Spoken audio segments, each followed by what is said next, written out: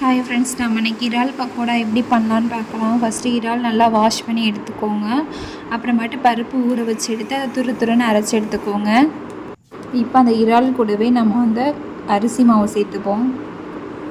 அது கூடவே கடலை மாவு சேர்த்துக்கோங்க. அப்புறமாட்டி இஞ்சி பூண்டு பேஸ்ட்டு சேர்த்துக்கோங்க. அப்புறமா பெரிய வெங்காயம் குட்டி குட்டியாக கட் பண்ணி சேர்த்துக்கோங்க. அப்புறமா பச்சை மிளகாய் சேர்த்துக்கோங்க. கொஞ்சமாக கருவேப்பிலை, கொத்தமல்லி சேர்த்துக்கோங்க. இப்போ அது கூடவே சிக்கன் பொரிக்க பொடி சேர்த்துக்கோங்க. அப்புறமாட்டு தேவையான அளவுக்கு சால்ட்டு சேர்த்துக்கோங்க. இப்போ எல்லாம் சேர்த்து நல்லா பிசைஞ்சு விட்டுக்கோங்க.